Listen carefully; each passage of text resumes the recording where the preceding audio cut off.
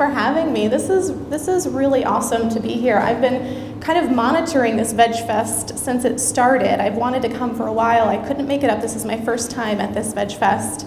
And I have to say, and I want to acknowledge how amazing the volunteers have been. Everything from the email exchanges that I've had with everyone leading up to getting here, feeling totally taken care of. They're so organized. So can we just give it up for the organizers of the event? Really awesome. Cool. Just a few housekeeping things.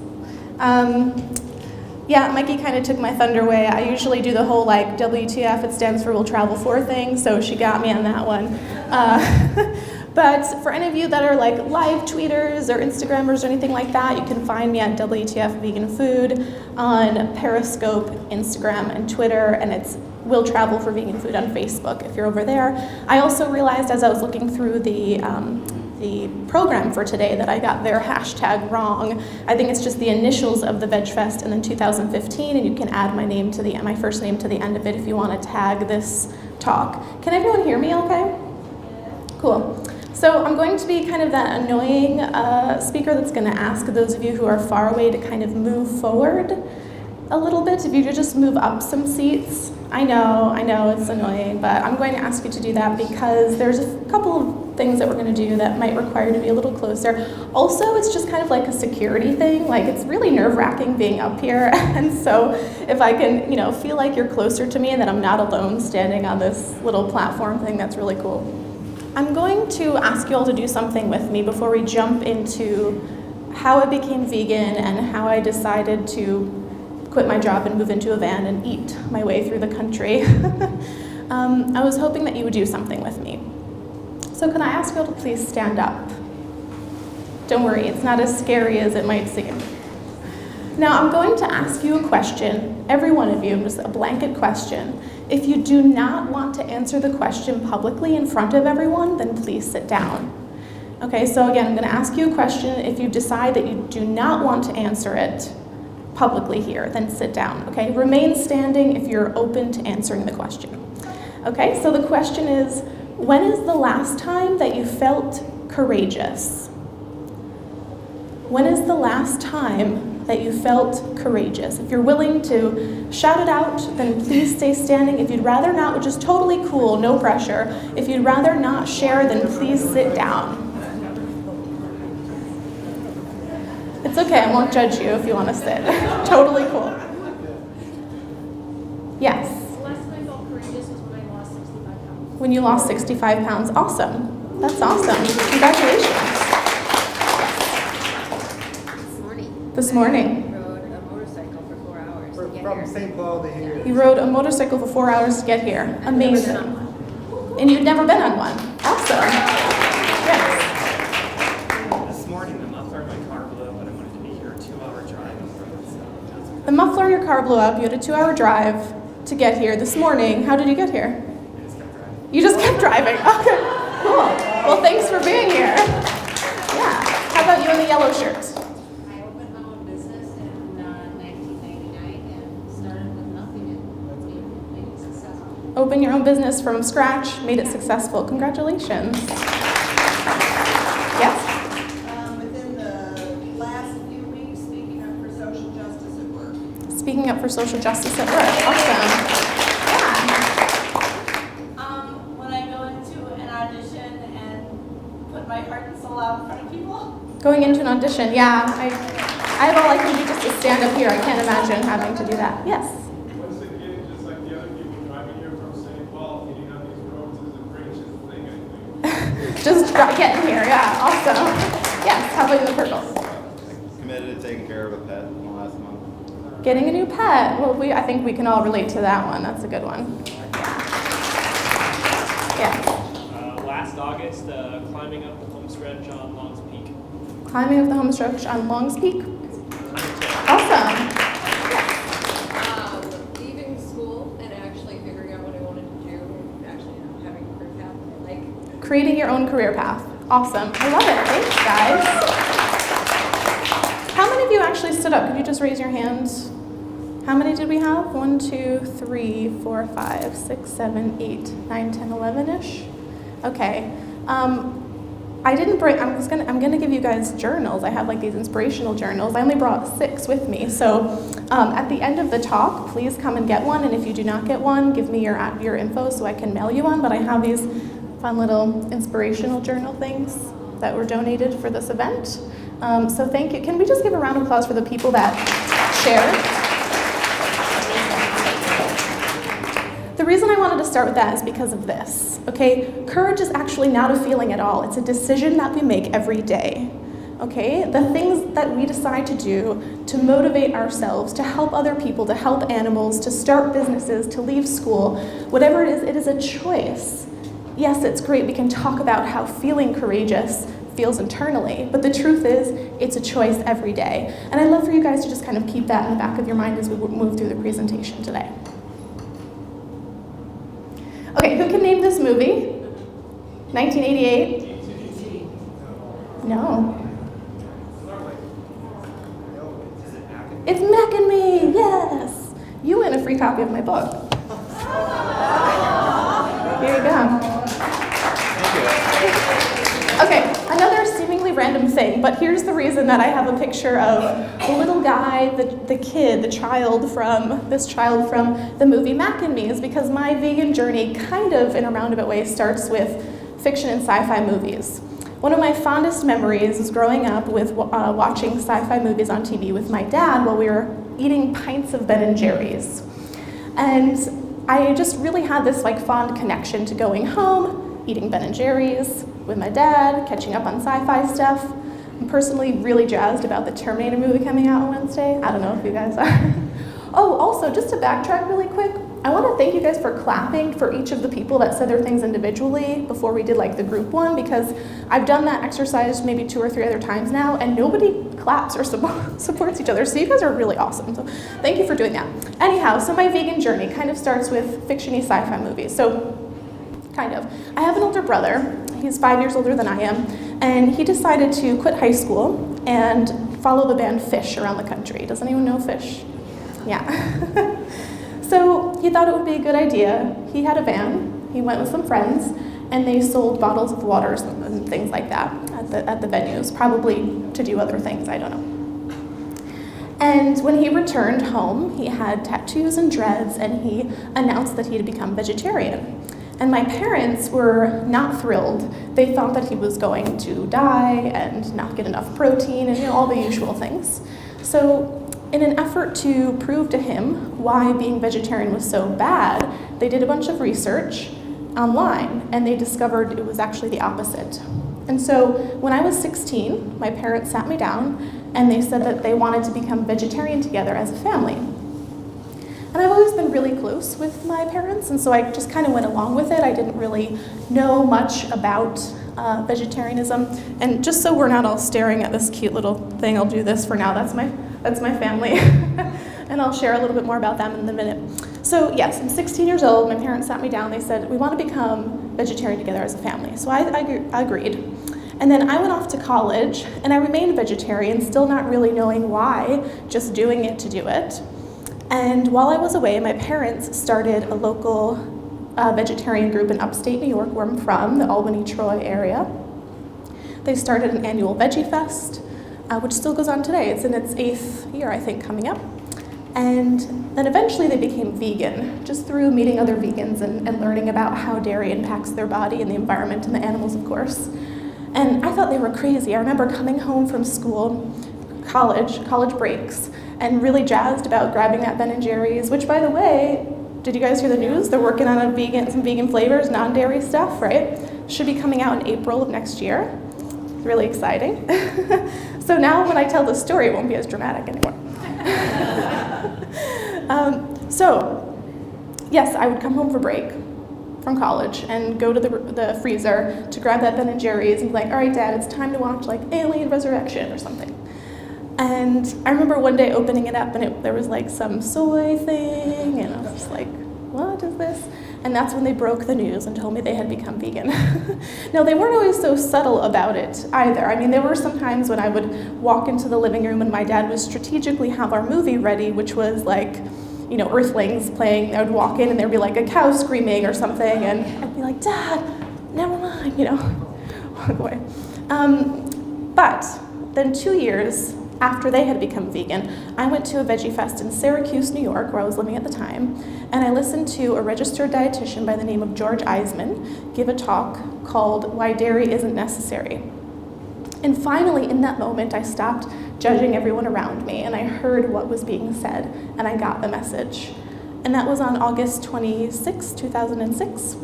And I remember deciding that that would be that night. I would go to Pizza Hut, get my last personal pan pizza with cheese and cheesy breadsticks, watch Dancing with the Stars while I ate my pizza, and decided that would be my last non-vegan meal. So that's kind of how I found my way to veganism. This is my family, my dad on your left, and my brother next to him, who has also since become vegan. And my mom and I are hiding behind the For Vegan sign. That's my nephew kind of above us. This was taken in August of 2013. I had an end of trip celebration in New York City. That's where I ended the journey. I actually ended up renting an apartment for 3 months in New York in order to finish eating my way through New York City because it took so long. So yeah, that was a good time. Has anyone ever been to the Woodstock Farm Animal Sanctuary? Oh. Woodstock? Oh, cool. So this is a baby picture of Dylan. Did you meet Dylan? The cow? One of the cows? Yeah, so this is Dylan as a baby. He has a good story, speaking of my family. So I grew up with dairy farms all around us. I actually walked to school, very small town, one light in the town kind of a deal. And it was like a flashing yellow. It wasn't even like a properly working stoplight. And so there was a dairy farm that my dad would drive. Well, my parents had to drive in front of it every time they would come home or go to work. And annually, we would see the veal calves that were tied out front. And they had some of those crates and stuff in the back, the veal crates, but on this particular afternoon, and sometimes throughout the season, for whatever reason, they would have them tied to the front and to like tree stumps. So one day my dad's driving by and he just couldn't do it again.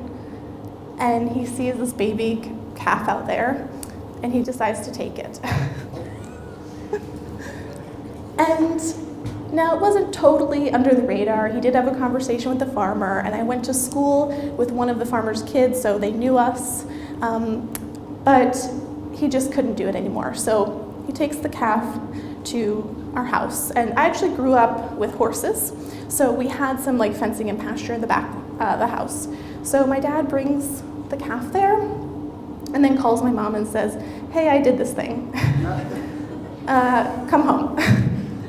So they have, I think he was 3 days old, not in this picture, he's maybe 7 days old in this picture. He was about 3 days old when they got him, didn't have a clue how to care for a baby cow, kind of got it sorted out, looked stuff up online, and then ended up getting in touch with Jenny Brown at Woodstock Farm Animal Sanctuary. They were just opened, brand new, maybe a few months, and Dylan would go on to live at Woodstock, and this is him today. Yeah, so he was one of the first cows that they had on their property. And yeah, so he's doing well. So that's a little bit about my going vegan story. And I love sharing the story of Dylan because I think it's really cool that my parents did that. I think my parents are pretty much cooler than I am. They're like always ahead of me, which is pretty neat. I feel like sometimes it's the other way around where the kid's like, "Let's go vegan, guys." And I was like, "No, okay." I don't know if you guys can see this picture too well. Does anyone know where this is? Can you take a guess? It is the Badlands National Park in South Dakota. Has anyone been there? Oh, wow. Well, of course. I'm in the part of the country where I guess you would have. Usually I ask and people are like, I don't get it. So this is the second day that I had spent in the Badlands. I had camped out. Oh, let me back up a little bit. So are any of you already familiar with the journey, the road trip and all that jazz? So I had spent 18 months living out of a van. I named her Gertie, a Chevy sports van, renovated. My dad and I built a bed in the back, pulled all the seats out, did all that jazz. And again, as you know, the goal was to try to eat in every single vegan restaurant in the country. So I'm going to share a couple of pictures about that, and then tell you a little bit more about kind of the lessons I learned from that journey, and then I'll show you some more pictures. So this is one of the pictures from that journey. It was about 6 months into the trip. I just spent the night in the Badlands. I camped out this really cool campsite. They only had 2 locations to camp out, one where they had showers and bathrooms, and one where they had none of that stuff. So I was at the one where they didn't have any of the kind of amenities. And I remember trying to go to sleep that night, and it was pitch black at like 9 p.m., which seemed crazy to me. And I remember like sitting in front of my computer, starting the next blog post, getting it ready to write about the food I had just eaten earlier in the day. And it was just like the glow of the screen in my face, and I hear coyotes howling, and it sounds like they're so close to the van. It was really cool. And then the next morning, I'm getting ready to leave the campground, and I kind of come around a corner and crest this hill, and that's when I see all these wild bison.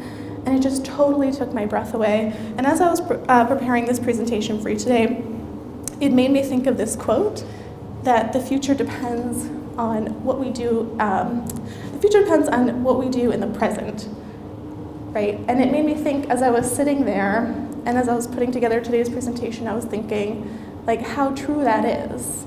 Like, what decisions are we making today in our lives that will affect our future and the future of the planet and our kids and our grandkids and the animals? So this is another picture from the trip. This is in New Orleans. Has anyone been to New Orleans? They have these like crazy downpours that just happen randomly. Has anyone experienced those?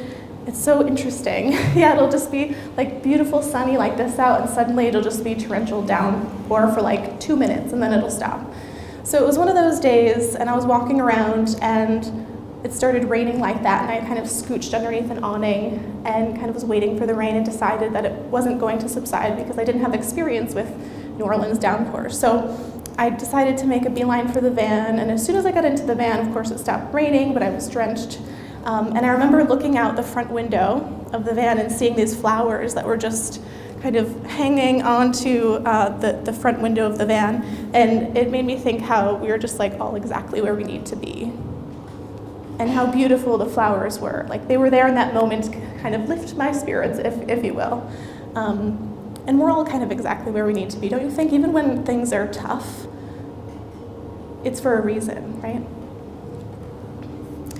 Okay, so the title of the presentation on your pamphlets and things here is really kind of how this journey changed my life. So I'm not going to go into a big long thing about it because I do have kind of a time limit, and honestly that's kind of what the whole book is about, so go buy one. But the book truly is about the journey, the personal side of the journey, the people that I met, and also how this changed my life. I feel like a completely different person now from when I started the trip.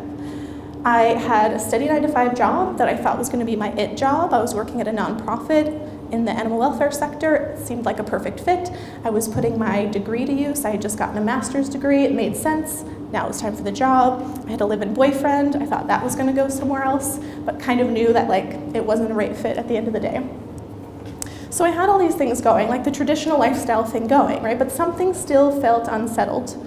And so I found myself kind of stumbling upon some reading material about people that were living nomadically, traveling full-time, designing lives around the things that they most loved. And this really resonated with me. And so I kind of obsessively started following these people and what they were doing, and started asking myself, well, what do I really love? How do I want to spend my time? Yeah, I have this job that sounds great, and I have a degree and a good boyfriend and all these things. I was living in Boston, Massachusetts at the time, and I love that city.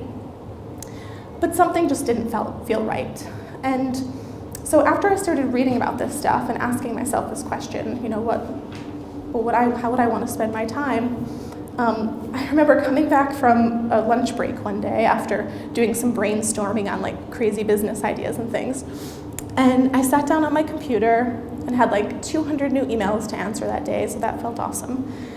And the words "will travel for vegan food" just kind of like appeared before my conscious. And I knew in that moment exactly what I needed to do. So I opened an email, started writing to my parents, and said, hey guys, I have this great idea. I'm going to quit my job, I'm going to move into a van, and I'm going to eat food. And it took them a few days to reply. My dad eventually did and kind of said something like, "Cool idea, Chris." My parents call me Chris. So it felt a little deflating, but at the same time, I knew that this is what I needed to do. So fast forward 6 months or 8 months-ish of doing some research on how to live nomadically and things like that. I ended up quitting my job. I gave my notice at work, sold or donated almost everything that I owned, and moved into the van. I ended up traveling through 48 states, eating at 547 vegan restaurants, gained 25 pounds by the end of it, true, and then became a different person. I learned more about who I was before, who I wanted to be, who I want to be now, how I want to spend my time. And I will say that there's definitely something to be said for traveling alone. If you haven't, do it. I was listening to, or I was watching a Vimeo video the other day about this guy that bicycled from somewhere in northern Oregon down into Mexico.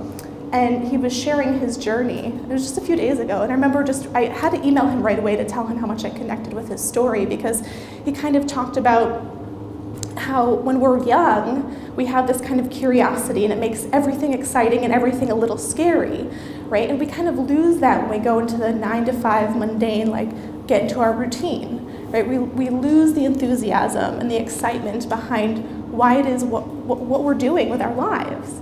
And so whether it's traveling every now and then alone or with someone that you care about, or just pushing yourself outside your comfort zone every now and then, making it a goal to do something that challenges you, it's incredibly important. Okay, enough of that. I'm going to show some pictures from the trip. So this is my dad. He loves wearing his vegan t-shirts things. This is him measuring the back of the van where we built the bed into. It's like a platform bed. I had like a custom foam mattress that I would sleep on. This is, we have these little window decals. This is the very first one that went up. It is at the Veggie Galaxy Diner in Boston. This is a closer version of it. It says, "We'll travel for vegan food" was here. And so you might see, I don't think there are any in Madison actually. I might have left one at the Green Owl when I was here, but I don't know if they ever put it up. I'll have to go ask them. It's been like 3 years, so I don't know. This is one of my favorite meals in Detroit from a place called Detroit Vegan Soul. Have you guys been there? I haven't been to their physical location, but this was back when they were just doing home delivery stuff, and it was so good. These are two girls that I had met oftentimes I would just meet people while I was traveling around, or people that had been following the journey, and they would offer me like a place to shower, because that's good to have every now and then. And so yeah, these are a couple of women that I met, and I ended up staying with one of them in her spare bedroom. And so we ordered one of everything off the Detroit Vegan Soul menu, and it was so good. This is my air conditioning unit, very high tech. If you need me to install one for you, let me know. I'm really the only person that knows. Just kidding. Yeah, so the AC unit in the van broke. Or just stopped working at one point, and it was actually in May when I was in the Key West. So as you can imagine, that was really delightful to try to even just sleep in the van in Key West in May. Oh my gosh, you don't move and you just sweat. It's disgusting. So I had this inverter that I would plug into the cigarette lighter, and that's how I would charge my computer and phone and things. And so I would literally have the fan plugged in, this little fan, and just keep it on my lap as I was driving. That's Gertie. That's the same campgrounds in Badlands National Park that I was talking about earlier. Does anyone know where this is from? West Coast, San Francisco, recently franchised. Cinnaholic? Yeah, Cinnaholic. Sorry, I don't have any prize for you on that one. I shouldn't have built it up so much. Yeah, this is at Cinnaholic. They're an all-vegan artisan cinnamon roll shop based in Berkeley, California, and I believe they're still working on their franchise thing. I haven't heard anything about it recently, but hopefully they'll be all over the country soon. There's Gertie again, kind of the middle of nowhere, Wyoming. It was kind of dangerous because I was just like so in awe of these landscapes that I never knew existed in our own country, and I would just pull over and like run across the street and like get a picture. Street, I say, it was like a 4-lane highway. There are my parents again. Does anyone know where this is? Portland. Yeah, Portland. My parents flew out to meet me in Portland. That was towards the end of my trip. And so this is us in front of like the vegan mini mall area where they have the Herbivore Clothing Company and the tattoo shop and what else is there? The bakery, something else. Food fight. Yeah, right, the sign is right there, as if I can tell. So here's kind of a fun story. Back in 2007 or 8-ish, I got my very first tattoo, which is this vegan V thing. And when I was in Portland, I decided to get a commemorative road trip tattoo at the vegan tattoo shop. So when my parents were visiting, I was in getting a tattoo, and I see my mom, there was like a mirror where I'm sitting, and I see my mom kind of flitting back and forth behind me, and then like a few minutes later she comes over, she's like, Chris, I just got my first tattoo, now we have matching tattoos. She was so excited. So this was right after she got her very first tattoo at the age of 58, I believe, and now we have matching vegan Vs. This is at the end of the road trip. As I was unpacking the van, this is kind of what it looked like from the back. You can see the raised platform bed with a spare tire underneath. There was also like a secret safety lockbox that was embedded under there that I would keep gadgets and things, cameras, if I didn't want them to get stolen. And there were also these like blackout curtains on the inside, so at night, because to be honest with you, I would sleep like in Walmart parking lots and like side streets in residential neighborhoods, and I didn't really know how legal that was all the time, so I would put these blackout curtains up so people couldn't see in, I think. Does anyone know the story of James, if anyone's familiar with no? Oh my gosh, this is such a good story. It's kind of long. I think, yeah, I still have some time, so I will share. Okay, so there's a really cool moment where I had a friend with me on the trip for a week. His name was Joe. He's still around. And I rarely had the opportunity to take pictures at those like welcome to whatever state you're in sign. You know, you always see people that go on road trips and they're like, ooh, I'm here, you know, thing. And so I thought, okay, well, since I have a friend with me, let's do this like fun picture thing. So I tell Joe, like, okay, we're crossing over from California into the Oregon border. Let's get a picture of the Welcome to Oregon sign. So we go and take our pictures, and as I'm walking back to the van, I kind of noticed this like crumpled up t-shirt or something in a tree branch, but I didn't really think anything of it, so I kept walking. But Joe kind of lingered, and then as I was about to get in the van, he said, Kristin, come back. So I come over and he points at the t-shirt in the tree. And as I get closer, I realize that it is not a shirt at all, it's this teddy bear. And as I get closer, I see there's a little card attached to his collar. And as I get close and I start reading it, I just start crying. And I get like goosebumps. I'm thinking, this is incredible. On the card, it said something to the effect of, my name is Baby James, and I passed away on such and such a date. Take me on your journey with you wherever you may go. I said to Joe, should we take him with us? And he said, of course, he was meant for you. And so I took James, and I ended up getting in touch with the family who was his parents. And it turned out that James had a disease when he was born. I don't remember the long, complicated name for it, but they knew he was going to pass away before he turned 1.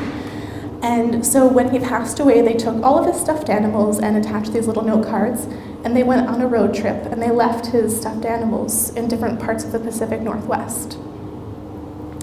Now, something else that kind of happened was I decided on my way back from the road trip that I would stop in the Grand Canyon, because I didn't make it there on my way through the road trip initially.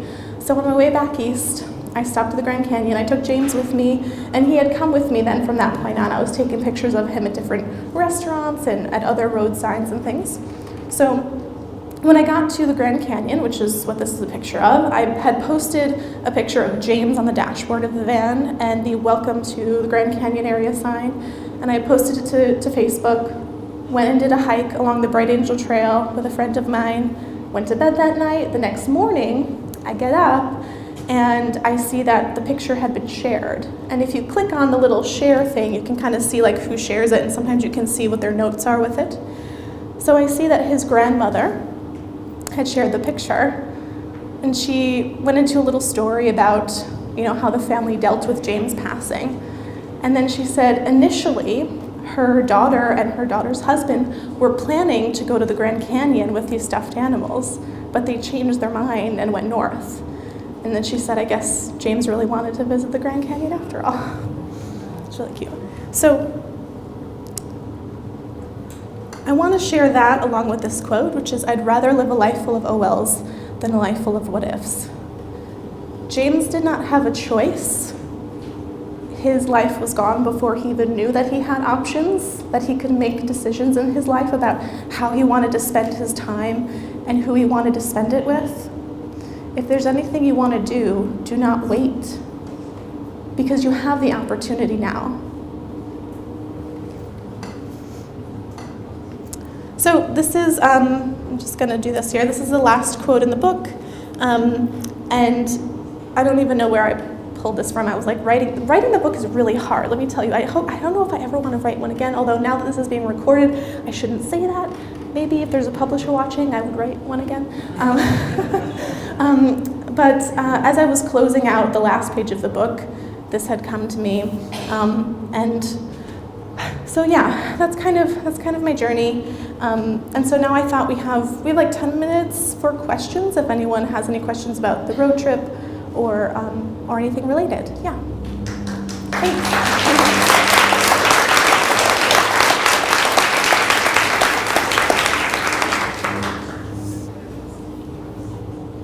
Yes, striped shirt guy. How were you financially supported down on this? I lived off of donations for the whole 2 years of the trip. I started by doing a Kickstarter.com crowdfunding campaign. And then after that, I was just really fortunate that I had some people that continued to donate to keep me going. So totally donation based. And I had also spent all of my own savings and everything in the process as well. Yeah. How did you tell us about the blogging experience? Tell you about the blogging? Yeah. Well, I will say that it's challenging to kind of keep up with that. You know, I thought some people kind of accused me of going on an extended vacation, right? Like, oh, you're just using this donation money to go on a vacation. But really the ultimate goal was to help create more awareness about veganism and give kind of free promotion to these restaurants that were providing vegan food. So part of that kind of unwritten rule that I had for myself was that I would write about every single restaurant. And so, yeah, I would just, it's funny, some people say, how do I know if you like a place or not? So here's how you can tell if I liked a restaurant or not. If I write a lot of wordy content, then I totally love it. If it's just pictures, I probably didn't like it so much because I didn't really want to be negative because I didn't consider myself a food reviewer necessarily. It was more just writing about the experience. But it was tough. I would go through periods where I would be like really on and like writing every day, and then others where I was just fully exhausted, my body was done, I didn't sleep well at night because I was always having nightmares that someone was going to break into the van and do something. And so it was very kind of ebb and flowy. I'd have like really good moments or months where I'd be writing regularly, and then other times where it would kind of dwindle and then I'd have to come back again. And in fact, I still have a lot to write about for the restaurants on my list, because then once I knew I was going to write a book, which was not planned, by the way, but once I realized I was going to be writing a book, I had to kind of set that aside and put all my energy into the book because it had a deadline and all that jazz. Yeah. So I have a question. You indicated that you gained 25 pounds. Were all your meals out, and you do anything to take into account like healthy options or anything like that? Yeah, so the question is, when I mentioned gaining 25 pounds, if I was just dining out all the time and if I did anything to kind of combat that sort of thing. Pretty much every meal was out. I would often plan ahead if I knew I was going to have a long drive. I would save something for leftovers, something like that. But yeah, pretty much every meal was out, and I did not do a single thing to help myself. There was a point in the trip where it was about a year in. It was just before my 30th birthday where my body just was like not having it, and so I had to readjust. I had to take a little bit of a break and slow down and get some rest in a place where I could sleep and not be afraid that someone is going to tell me to get out of a parking lot or whatever. So yeah, I didn't really do anything. I mean, after the trip ended, I just made an effort to not have dessert at every single meal. Because, you know, when you're in a new place, you say, I might not be here again, I should get dessert, right? So no, didn't have dessert as much. And then just like portion control. Like when the trip ended, I was just eating less at a time. By the end of the trip, I was surprised at how much I could like eat in one sitting, and I thought, if I'm aware of the fact that this is a lot, I should probably eat less of this stuff. Did you have a question? Just wondered if you ever did get broke into or did you have any problems? Did I ever get broken into? Fortunately, no. There were probably two things that happened that were a little unfortunate. One time the starter died on the van, and of course I did have a lot of van repairs along the way as well, just for upkeep and everything. But there was one time that I had pulled into a parking lot that shared like a grocery store, a Starbucks, and a few other things, and it was really early in the morning. And so I pulled in and I thought I would just get like another hour or two of rest before starting my day. I was planning to work out of the Starbucks to do my blogging and such. And so I laid down, and maybe an hour later there was a knock on the side of the van, and it was a security guard, and he said, "Are you sleeping in there?" And we had this kind of back and forth where I was like, "Oh, I was just resting my eyes, in PJs, like fully." And he was like, "You need to get out. You need to get out of the parking lot. I'm going to have you arrested." And he was like really aggressive, and he had this like deep Southern accent. It was in Washington, D.C. And I don't know, it was just really strange, and it really freaked me out. So I left. But that was the only time that there was like a kind of a scary situation. Yeah. Are there any states you didn't go to? I did not make it to North Dakota or Alaska. I have since gone to both of those states because it bothered me that I had like 2 left on my bucket list. So I have since spent some time in Fargo, North Dakota, which is actually really lovely. If anyone's been there, you should go. I love Fargo. And then I did like a little mini road trip kind of thing in Alaska, but that was after the formal kind of road trip ended. Yeah. So I'm a long time vegan, and when my friends and I first heard your title, we're like, we all travel too for vegan food. Yeah. When you go somewhere, that's the first thing we do is look for the vegan restaurants. Yeah. So just wondering, what was your favorite, like your top 3, say? Top like, 3. Okay, yeah, well, yes. I definitely always think about the meal I had at Veg in Philadelphia. Oh, do we get a clap for that one? Yeah. Also, Portobello in Portland, Oregon is fantastic. And it's really hard after that. There are a lot of other like top ones. I think I'm gonna go with, what's the vegan cafe? Something vegan cafe in Memphis, Tennessee. Has anyone been there? Imagine Vegan Cafe, yes, thank you. Yeah, Imagine Vegan Cafe in Memphis. It totally surprised me. I wasn't expecting to find really anything worthwhile in Memphis, but I ended up staying, and like I did a tour at Graceland just to stay longer to go eat there again. I'm like, sure, I like Elvis, let's go check it out. Yeah. Is there one way in which you changed during this journey that you want to identify most? Is there one way that I changed most? Well, there's probably one big lesson that I learned, not only about, maybe a little bit about myself, but about other people. And it's that most people truly are good people. We hear so much crap on the news and things, and yes, stuff is going down. Like, this is probably a bad time to even like mention that, right? But the truth is, I think that inherently we are good. And I mean, I lived off of donations for 2 years. I always had a place to shower at least 5 days apart. 5 days was the longest I went without a shower, which wasn't bad. Baby wipes from the armpits in between, it was fine. But yeah, I think that was one of my biggest takeaways. Yeah. Yes. So being vegan, I think is like your identity. So how was it to kind of like change your identity to being like, I'm vegan, and I like identify as being vegan? So how did my outward identity change as I started the road trip and was like the vegan travel person kind of a thing? How you balance that identity with all the other pieces of yourself? With all the other pieces? Well, to be honest, I guess living vegan it's a lifestyle for me, so I identify it wholly, and I don't know that that's separate from anything else. Like the work that I do, the volunteer work that I do, the work I get paid to do, the volunteer work I do, being here, writing the book, doing the road trip, like it's pretty much my whole life. I will say that before becoming vegan and vegetarian, to a point, I had kind of like what felt like another life. I grew up riding horses from the time I was 8, and then I went to college for equestrian studies. And it feels like that's just a whole other lifetime ago because, well, I think we can all agree that using animals and horses in a certain capacity, is unacceptable, of course. But I have like a very strong tie to horses and equestrians, and I often can't even talk about that part of my life without getting emotional because having grown up with them was really important in the development of the compassionate side of me and learning how to work around and with animals and such. So I guess to answer your question, it feels like there's kind of this other part of me, but now, and moving into the road trip and everything, I was just so gung-ho. I knew I wanted to do it. I knew that it meant a lot for me and was hoping that it would mean a lot for other people. And so it really just became a part of my whole identity. I don't know that I have anything too separate. Like if anyone follows on social media, I'm pretty transparent. I mean, I think if you meet me in person, and then you see social media stuff, you're like, oh yeah, like you can hear kind of the tone or something of how I would post something, because I just keep it authentic to my own voice, which, by the way, for anyone that owns a business, keep that in mind. That's how I make money, by the way, is I do marketing and business coaching and consulting. So if you own a business, make sure to use your authentic voice. Yeah. How did you create a desire in so many people to donate? How did I create a desire in so many people to donate? I have no idea. I don't know. How did they know you had to say something? Yeah, well, I did the Kickstarter project, and I didn't really have any community around the brand of Will Travel for Vegan Food before that. What I learned, though, through doing the Kickstarter, is that there are people that just kind of hang out on Kickstarter and look for projects to support that they would believe in or that they think is cool.